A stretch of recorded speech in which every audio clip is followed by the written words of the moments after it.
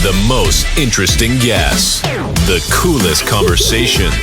Keep watching episodes of the Grizzly Podcast, hosted by Irvin Scott. Follow the Grizzly Podcast on Apple Podcasts, Spotify, Google Podcasts, iHeartRadio, and many more apps to have our episodes delivered right to your iPhone, Android, or any other device whenever they're released.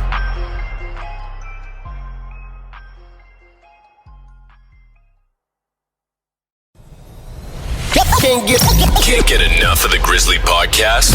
Stay up to date with all our latest news, events, and behind-the-scenes footage by visiting grizzlypodcast.com.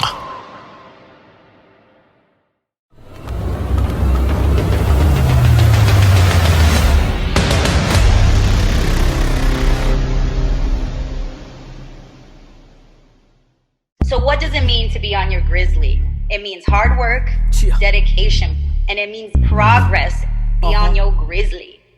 Hard work, dedication, and progress. I'm on my Grizzly, y'all. I'm on my Grizzly. I'm on my Grizzly, y'all. I'm on my Grizzly. I'm on my Grizzly, y'all. I'm on my Grizzly. And if you're busy making moves, say it with me. I'm on my Grizzly, y'all. I'm on my Grizzly. I'm on my Grizzly, y'all. I'm on my Grizzly. I'm on my Grizzly, y'all. I'm on my Grizzly. And if you're busy making moves, say it with me. Coming to you from the City of Angels, this is the Grizzly Podcast, hosted by Irvin Scott. Ladies and gentlemen, welcome to another episode of the Grizzly Podcast. Today, I am joined by a special guest. He is an actor, writer, and director, best known for his role as supervillain Drex Stinklebaum on Nickelodeon's Henry Danger and its spin-off Danger Force. He's also known for his role as Francis in Marvel's Daredevil. He co-stars in the action thriller Primal, starring Nicolas Cage. Ladies and gentlemen, my guest today, Tommy Walker. Hello, Irvin. Thanks for having me here. I appreciate that, man. Hey, Tommy, thank you so much for joining us on the Grizzly Podcast, man. It's so great to be talking to you today because there's so much to talk about. And obviously, you've done so much in your career. The reason why I wanted to have you on the Grizzly Podcast is because the Grizzly Podcast is all about highlighting folks such as yourself who are constantly grinding, constantly hustling, working towards your dreams, and just doing your best to help motivate others along the way. So, Tommy, with that being said, how you doing, man? I'm doing good. It's a beautiful day today in Southern California, in the Valley, in North Hollywood, where I live. So yeah, this is a great day to do this. And, I appreciate you reaching out to me when we were at that event the other weekend. It was really kind of you to ask. So here I am. Absolutely, man. And again, I appreciate you wanting to do the show. So for our listeners and viewers tuning in right now that may not be familiar with how this whole journey got started, let's take them back. So, Tommy, you were born in Philadelphia, Pennsylvania, and you were fascinated with acting at a young age. Is that correct? Oh, yeah. But I just never had any real direction. I was in a small town in Levittown, Pennsylvania growing up, and then Carlisle, Pennsylvania. My parents, we moved a lot, so I kept bouncing around. And by the time I was in middle school, which is dating me, this is aging me a little bit, Irvin, but I was completely enamored by the NBA and basketball. And of course, I was watching Jordan in his prime and being from Philadelphia, Charles Barkley was on the Sixers when I was a really little kid, and he got traded to the Phoenix Suns. And I became a massive, rabid Phoenix Suns fan by the time I was like 12 or 13 when the Suns got really good. So I became a basketball player in high school. And I kind of willed myself to become good. Like this white kid had some skills. So I played in high school. We were very good in Maryland, in Elkton, Maryland. And then I was a walk-on in college at Kutztown University in Pennsylvania. And I never played. So having wanted to be an actor that whole time, my teen years, my adolescence, all that stuff, I was very showy, very dramatic. And through that whole time, I always still kept my eye on, like, how can I get into performance? How can I get into acting? There was no drama program in high school. And college was great because I got a chance to weigh my options. This was the only time I walked away from something with like a whole heart. And I realized I wasn't going to play because of seniority with other kids. And I said to myself, okay, So there's this required theater class in my college graduate program for speech communication, and my minor was in theater. And I said, I'm going to get this children's play. There was an audition for everyone could audition for this children's play. And it was like anyone is welcome kind of thing. And I said to myself, if I get the lead in this children's play, I'm going to leave the basketball team. I'm going to play recreationally and have fun and enjoy the game again. And I'm going to go be an actor. It's exactly what I did. I got the lead in this kid's play. And then I never looked back. I got all the plays in college, all the stuff we did. I might as well have been a drama major the way I pursued it. And that was it. Right out of college, I went right to New York City. I said I would get an agent, bravado, and I had no idea how I was going to do that, but I found a way. And I just kept grinding and grinding. And funnily enough, in the beginning, this is like the fastest Cliff Notes version I can give you. I became like a New York actor. I wound up doing a lot of plays, a lot of musicals, a lot of stage. And fast forward, I mean, my goodness, I was in New York City from 2004-05 to my wife and I moved to California in 2016. So I spent all those years, and I kind of went from being a stage actor. I was in a rock band for 7 years called Sweet Fix. I was the lead singer, and we killed it. We had such a good run. From like 2009 to like 2014, we just crushed it. And I'm doing 8 shows a week on stage and rehearsing with the band, doing gigs. And that was the life. I did some commercials, I did some TV, but it wasn't a lot. And then by 2013, I auditioned for Leonardo for the Teenage Mutant Ninja Turtles movie. It was a huge audition for someone like me because I was nobody. And I was so excited. And I went in and I did the audition, and I think I did really well. But of course, I didn't hear anything. And I was like, man, all right. And I moved on. And out of nowhere, 3 months later, my agent calls me and says, hey, I guess I'm trying to remember if this was like a weekend that I was away with my wife in Maryland, and my agent called me on a weekend, and he said, I was like, why is he calling me on a Saturday? He goes, where are you? I said, I'm in Maryland doing a family thing. And he says, you have to be in this place in New York on Monday at 6 a.m. You've just been cast as a Harakiri foot soldier in the Ninja Turtles movie. I was like, wait, what? So I guess they had put those auditions aside, and the ones that they liked that obviously didn't cut for the leads, they must have kept me in mind, and they just offered me a part as a foot soldier. I freaked out. And of course, that actually really changed my career because I got a lot of street cred, and I wound up getting all these other shows: Unforgettable, Madam Secretary, Person of Interest. I mean, the list goes on. I wound up hitting all these New York shows and getting these guest star roles. And then 2014, Daredevil. That was crazy.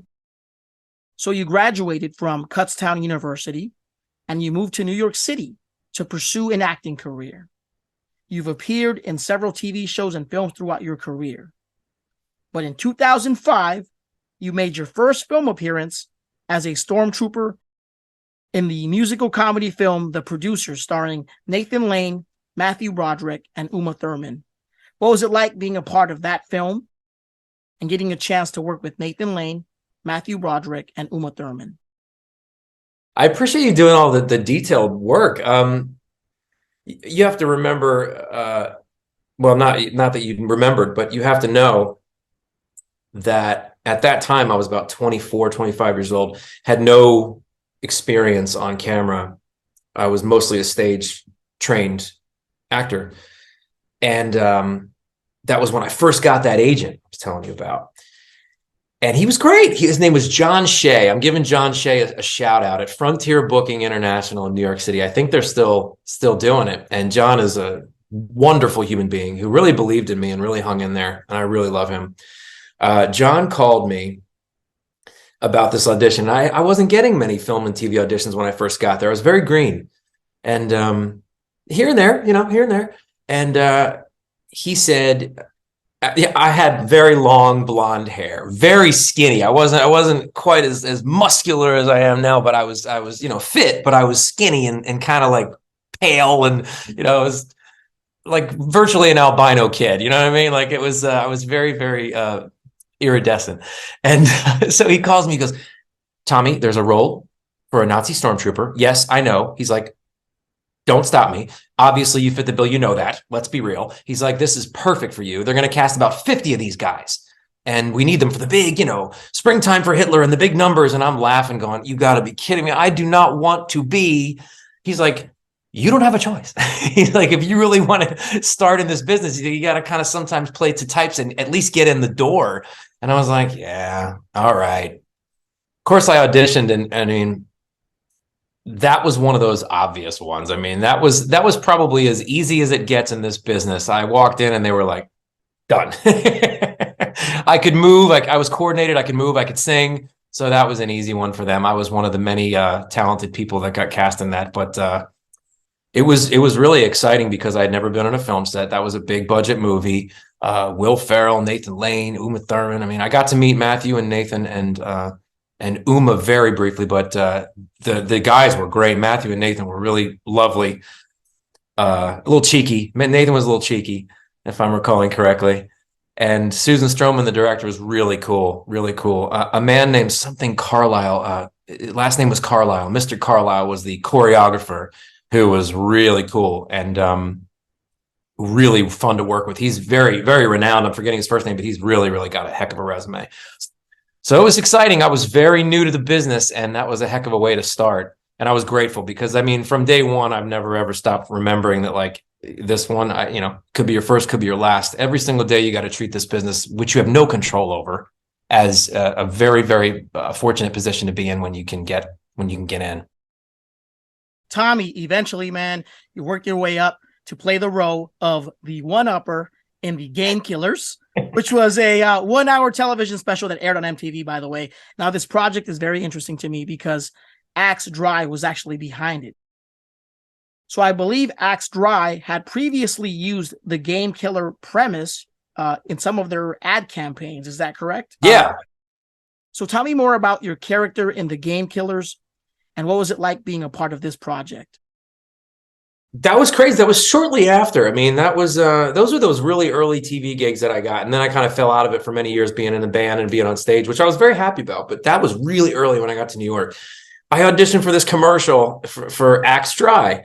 And it was the one-upper character. Anything you say or do, he can do better. And it was like, I was the white, waspy, Ivy League asshole looking. I could, unfortunately, I guess, or fortunately for me, I could pull so many examples. It was very easy to play that character. So it was fun. It's fun to play the dick because there's no consequence as an actor. You can just completely believe that what you're doing is just, and you go for it. I auditioned for the commercial, didn't think anything of it. But in the back of my mind, I was like, I don't know if anybody's going to do that one better than me. I did get it. I was so excited because it was my first national commercial, which means you're getting paid pretty good. And this is back in like 2005, man. So like, this commercial wound up running on like Monday Night Raw and like all those huge shows that like runs over and over. So that was huge for me because I was poor. Oh my gosh, man. My diet in 0405 was, it would make your jaw drop. I don't know how I made it. It was pretty bad. It was pretty bad. Was it Top Ramen and Costco hot dogs or what, man? You picked that stereotype. I was in it. I was right in the middle, man. It was brutal. Top Ramen. I mean, I had my like flavors tiered. Like, this is my favorite. This is my second favorite. But it was very exciting. When I did the commercial, I woke up that morning, super early in the morning. I felt like crap. I had 104 fever. And I was so upset because I had to go into Queens, deep into Queens. I was living in Brooklyn and I was so sick. I was so sick. I pumped myself full of like Advil Cold at this convenience store on the way. And just my adrenaline was so high that I just got through it because I was just so excited to do it. And nothing was going to stop me from doing that commercial. But I mean, I look at the commercial now on YouTube and I'm like, oh my God, if anyone knew how sick I was when I filmed that. So fast forward, you eventually played the role of Francis in Marvel's Daredevil, starring Charlie Cox and Deborah Ann Woll. What was it like getting a chance to work on this show? I was the greatest. I mean, that one, it just kept kind of getting better. I mean, there was a lot of lean years, but that was a good one, man. I had just gotten married in May of 2014. And by October, I guess this must have been September, October, maybe. It was a bit of a drawn out process. I guess they were already well underway, shooting the show. And they must have been months in. And I was a little jealous because I was a huge fan and I never got seen for anything. And I knew that they were deep in it. that first season. And again, this sounds so like cliche, but this is how it went. Like, you know what? I'm remembering a really fun detail that you'll probably really like, but this is how it went. I got a call for an audition, and it was for Daredevil. I was so excited because I knew everything about this character. I'm a humongous comic book fan. I grew up on this shit. So I was like, oh my God, he got me an audition for it. Now, this was episode 4, I want to say. And I was a little bummed when I read the script because, listen, beggars can't be choosers. But at the same time, it was a role where my face was completely covered. It was like this, like underground. They were like raiding a tunnel, and it was a bunch of troops, kind of like soldiers with these like magistrate-looking kind of helmets on. So you didn't know who was who. You know, you could hire top-notch stunt guys to do this perfectly, and they would be no worse for it because that's their gig. You know, you don't need to hire an actor specifically. You're not going to see them. And I was like, oh man, this is my shot at being on a Daredevil. Okay. I was like, hey, I'll take what I can get. So I did the audition, and it was like, there was nothing really to it. You know, there was nothing, you couldn't see me. There was like 2 lines, and I was like, all right. And I didn't get it. And I was really bummed out, and I moved on. And months go by, months, literally, I think through the summer. This must have been May, June, and the whole summer goes by. I get an audition for Daredevil again. I was like, ooh, what? And I guess the casting director, Julie Schubert, must have liked at least my effort the first time around, calls me in for a better character. This was a possible recurring. I was like, oh my God, wow. It was for one of Wilson Fisk's bodyguards, one of his henchmen. And I think he had a name at that point. I think they even named him Francis, the whole deal. And it was a whole scene. And I just got my hair buzzed like on the sides here, but my hair was really buzzed on the sides. We're talking military cut. And it was like this tough guy role. I went in person. We don't do in person anymore right now, but back then it was fun. I went into the office and completely inhabited this like big, tough, badass character. And I felt good about it. But then about, I want to say a week went by, like a full business week, which is kind of a long time for certain things. And I got a call that I was on hold. And I was like, wait, what's that mean? I didn't even know what it meant. I was like, what does hold mean? And he's like, it's like, you know, probably between you and another guy or you and 2 other guys. You're down at the end there, but they don't like that you're blonde.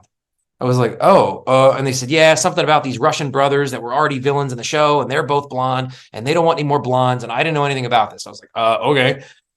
I was like, well, what should I do? He's like, I don't know. We're waiting to see if maybe we're going to do a hair test or something like that. Maybe they'll color your hair brown. I don't know. And I'm like, all right, okay. This is super exciting. I didn't hear anything. So New York Comic Con rolls around. This would have been 2014. Yeah, 2014. So New York Comic Con rolls around. We're talking the fall. I guess this was October. And all this was strung together so quickly. It's crazy. I go there and I bought my pass, you know, I'm doing my thing and I'm buying my comics, trying to meet some artists that I like. And I'm spending this whole Saturday there. And I had a great day. And I see Joe Quesada on the escalator right in front of me. He's the guy who was, you know, big time part of Marvel's Daredevil as well as all these other shows at the time. And I think Joe now is taking a deal with Amazon Prime to develop a bunch of stuff. But at the time, Joe was working with Marvel. And of course, I knew his comic book work. I'm a huge Joe Quesada artist fan. So I was like, oh, man. And part of me wanted to tap and be like, hey, man, I'm up for your show. But like, what's Joe going to do? Nothing. He's going to be like, great. Good luck. I hope it works out, pal. So, of course, I had that notion. I was like, nah, there goes Joe Quesada. And Daredevil, the big teaser preview comes up. And I'm seeing this big poster. And it's just like this dangling carrot in front of my face. And I'm just like, this is killing me. I'm on hold for the show. So I take my comics and I go home. It's like taking your ball and go home. Kind of discouraged. 5 p.m. This was Friday. This was Friday, New York Comic Con, because it was still business day. I remember this. Friday.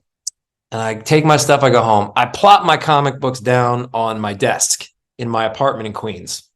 I swear to you, Irvin, the phone rings. It's my agent. As soon as I set the comics down, he goes, you have to go to, oh, goodness, where was this in Queens?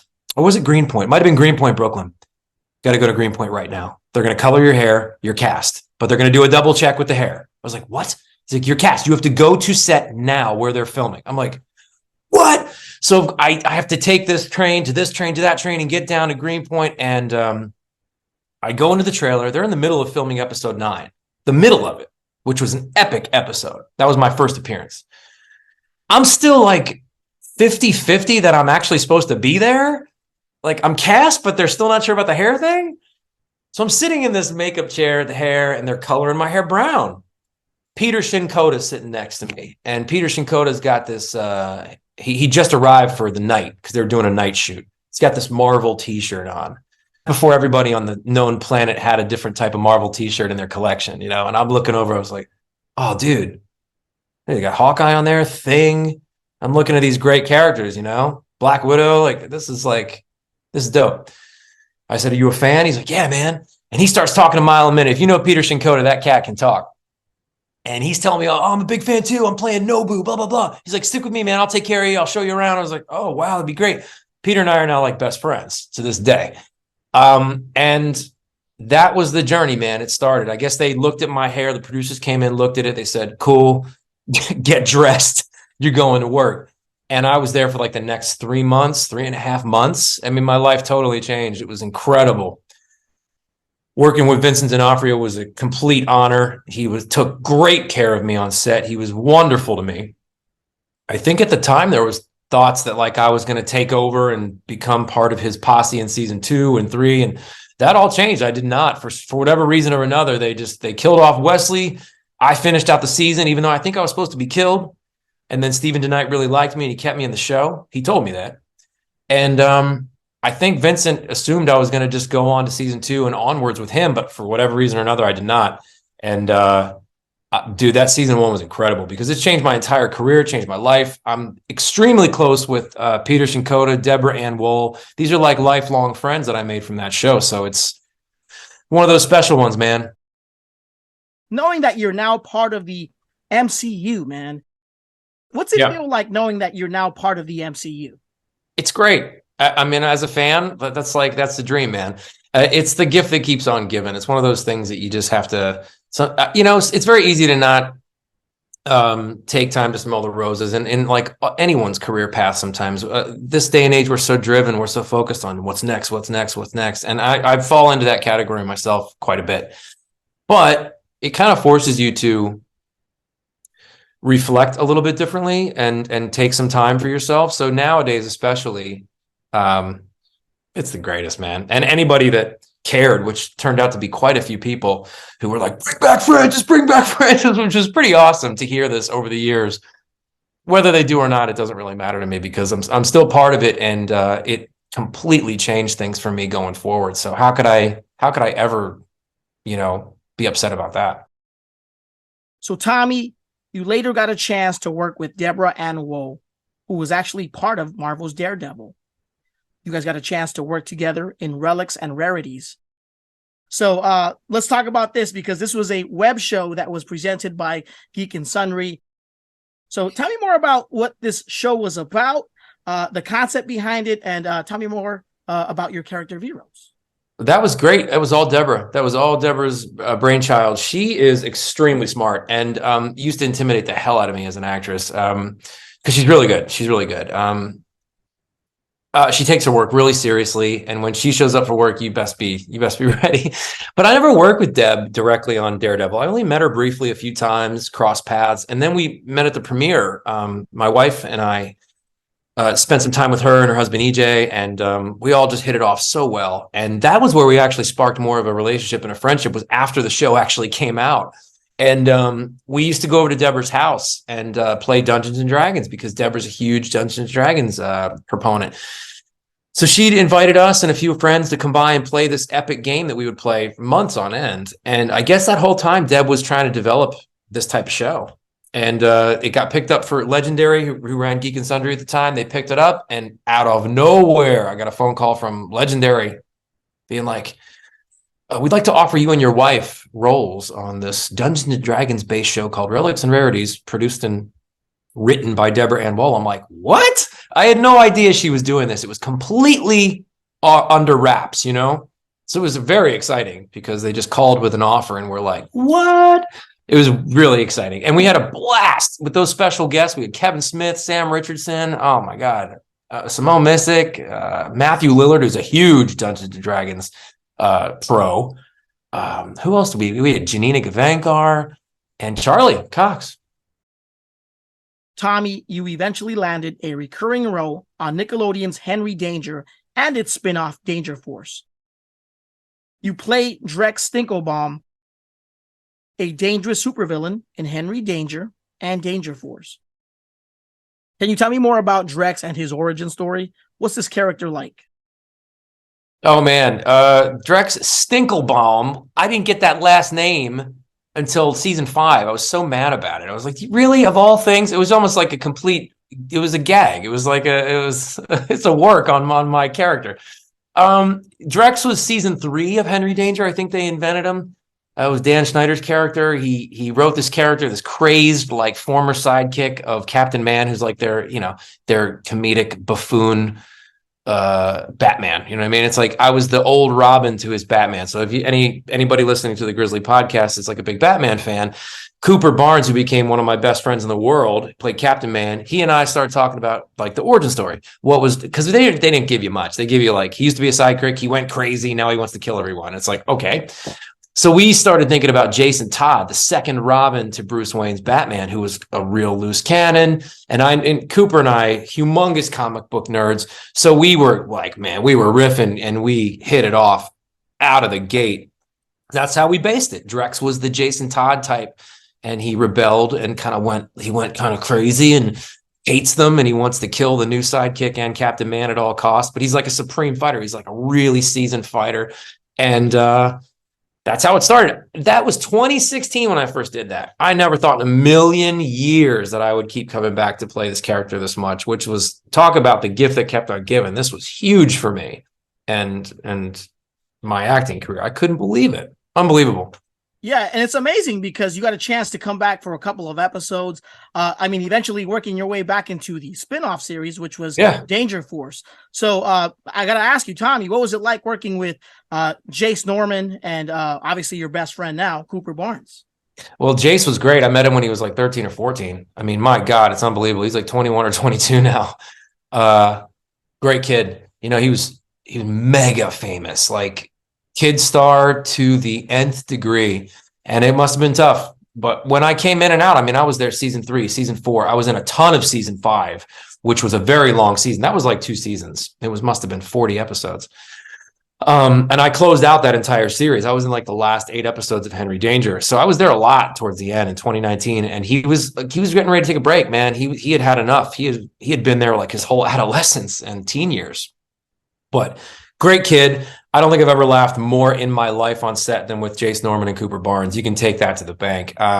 Very funny people. And I share the same sense of humor with them, to the point where we almost got like in trouble all the time. They'd be like, guys, could you please come on? And we're like, sorry. We just had so much fun. It sounds like made up, but we had so much fun. It's the truth. And let's talk about Danger Force, because again, knowing that you came back to a show that was a spinoff of Henry Danger, obviously the show is still going on to this day, I believe, right? Well, season 3 is started airing right now. Season 3 is out now, and Drex is back. There's no secrets there, but I believe this is the last season of Danger Force. I think they're going to put a pin on that one, but I mean, goodness, they got so much traction out of this. The first season was during the pandemic, and a director and good friend of mine, Mike Caron, who's basically the nucleus of Henry Danger and Danger Force, he was hired to do what was the first quarantine episode where everybody, just like you and I on screen, everybody did an episode via like Zoom and FaceTime. It was unbelievable. It was really innovative and very ballsy. And the kids went nuts. They were like, hey, we'll take anything, and thanks for trying. And they somehow managed to get through season 1 during the midst of the pandemic, and the kids were like, bring it. So by the time season 2 rolled around, I wasn't in it, but by the time season 2 rolled around, everybody was back in the studio doing their best to stay safe, but they went balls to the wall in the beginning. They brought back me, they brought back Jace, and it really did well in that second season. So now we're in the third, and there'll be some changes for Drex. They're gonna kind of send off Drex into the sunset in a way that I'm very pleased about, and hopefully the fans will be. So in 2019, you were cast in the action thriller Primal, starring Nicolas Cage. Can you tell me more about how this project came about, and what was it like working with Nicolas Cage? I ended up in Puerto Rico. Amazing cast. We're talking like Famke Janssen, Michael Imperioli, Kevin Durand, not the basketball player, Duranda. I mean, my God, LaMonica Garrett, who's just become one of the best actors on television lately. I mean, have you seen 1883? LaMonica and I still stay in touch, and he is one of the greatest people I've ever spent time with on set. We had a blast in Puerto Rico.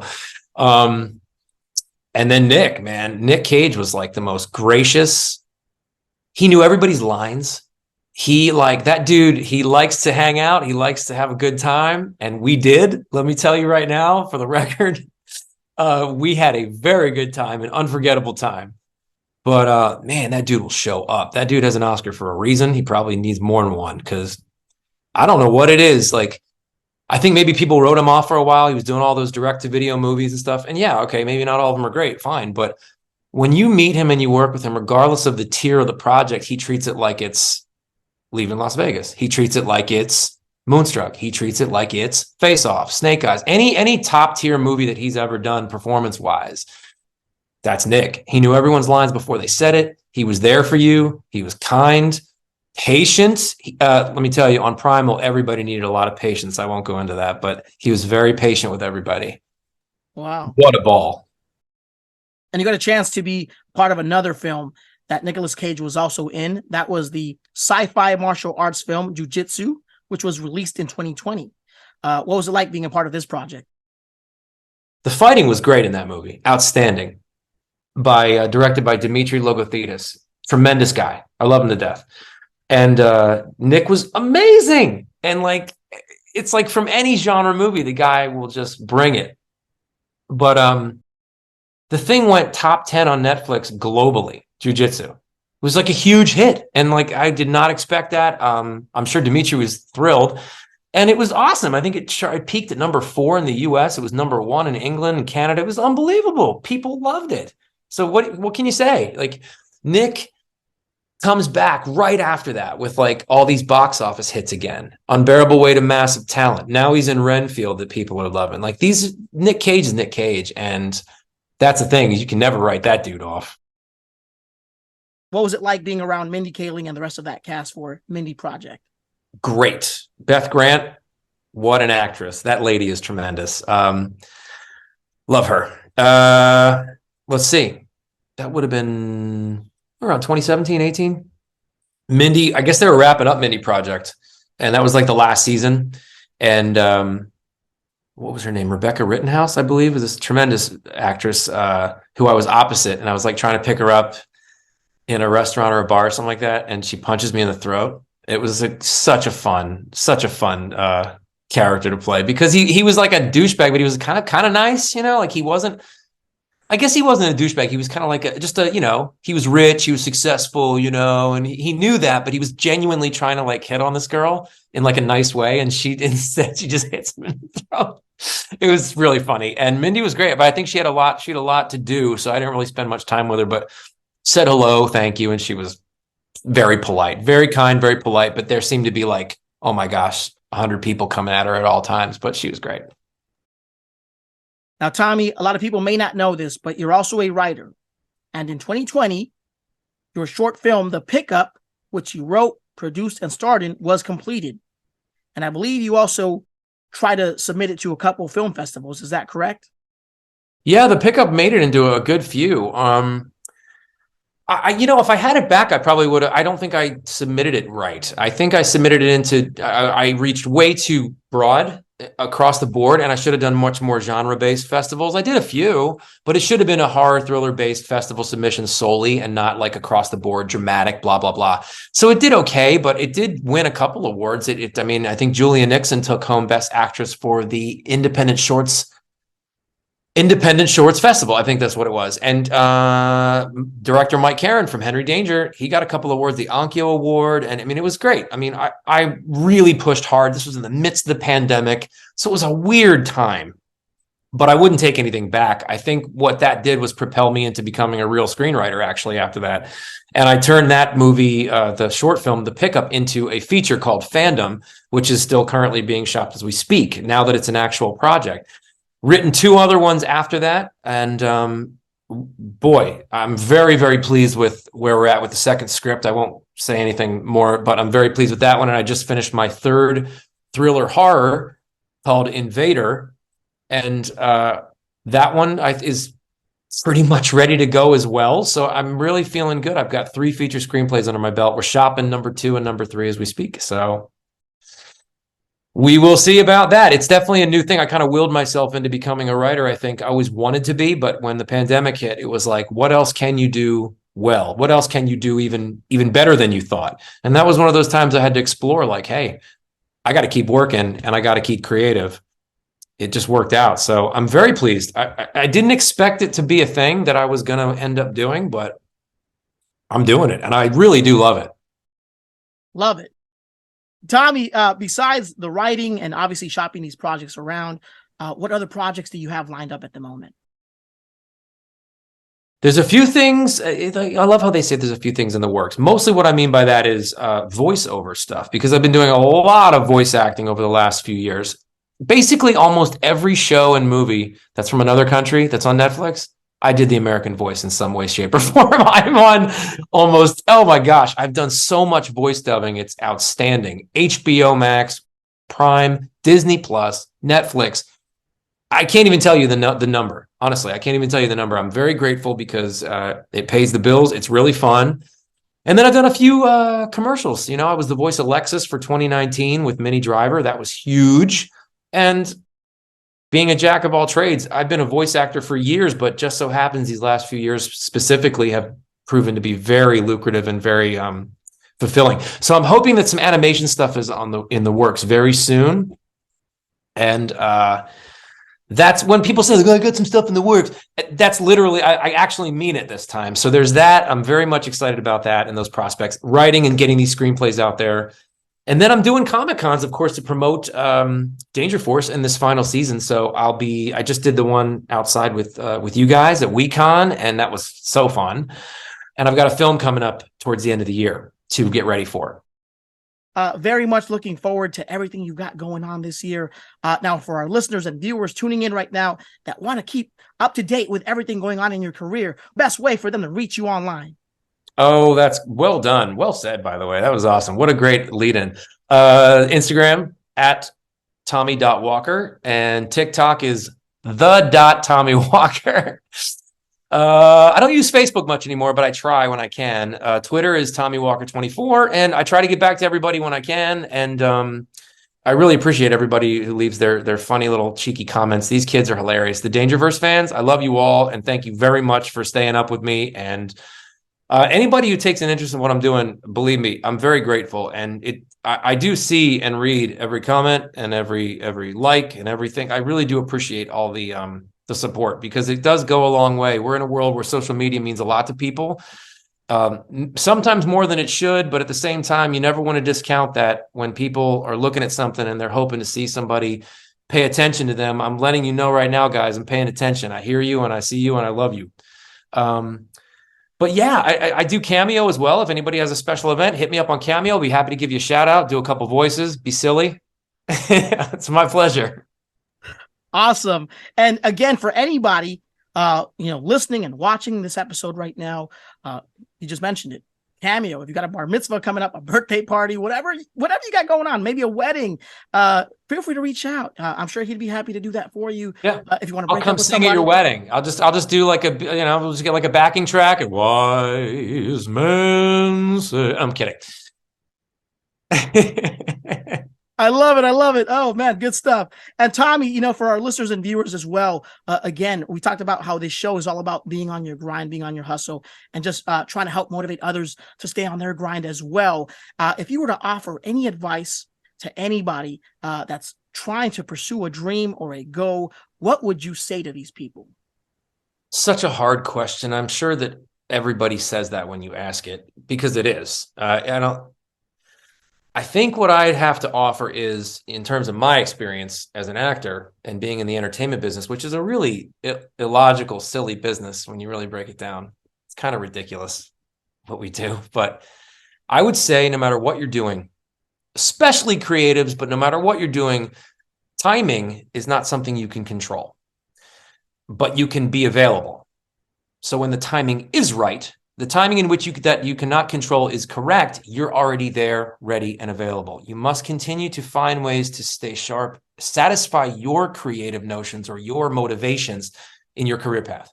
Stay on it, stay working, stay sharp, stay fresh and lubricated so you're ready. So when those opportunities do present themselves, and you got to be listening and looking at all times, ask the question, ask the favor.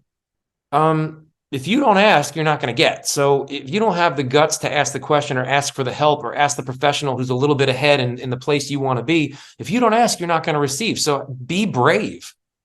Be brave. It's much easier said than done. Believe me, I know when I'm saying that sounds easy, but that's my advice. Stay ready and be brave, because those two things will serve you when the timing is right. Yeah. Wonderful advice there, Tommy. Definitely appreciate you just, passing that information over to our listeners and our viewers right now. I'm sure they'll definitely get something out of that. So I hope so. Yeah, absolutely. Tommy, man, it was such a pleasure talking to you today. I'm so glad we got a chance to do this, and obviously not only chat about your career, but about various things going on in your world in the future, things that are coming up. The appearances on Danger Force, and hopefully we'll get a chance to see you again in the Henry Danger film, maybe even a chance to see you in the Daredevil series on Disney Plus. Maybe they'll have you come back for that. We'll see. I don't know. I'm going to leave you with this last thing here, man. It's one thing that we always say on the Grizzly Podcast. Tommy, stay on your Grizzly. Everybody, stay on your Grizzly. Thanks so much, man. Take care. Get it, pop. Let's get it. Yo, that's what I'm talking about. Don't miss a thing. Subscribe to the Grizzly Podcast YouTube channel to access full episodes, video clips, and more on YouTube.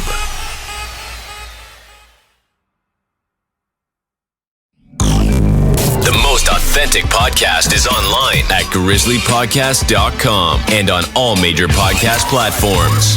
Guest appearances and real conversations that will push you to hustle. The Grizzly Podcast is now streaming.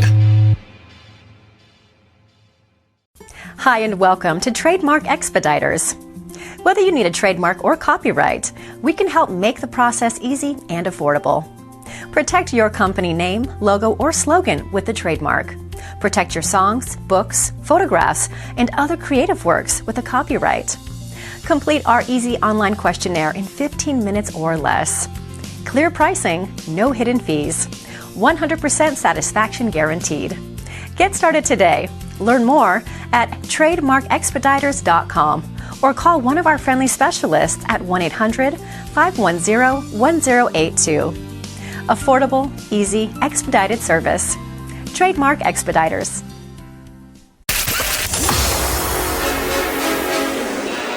We've shared success stories from people of all backgrounds and inspired others to pursue their dreams. Relive those moments and stream episodes of the Grizzly Podcast on our website, grizzlypodcast.com, and on all major podcast platforms.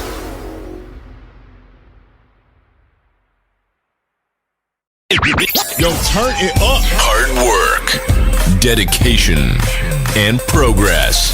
Stay on your Grizzly. Yeah.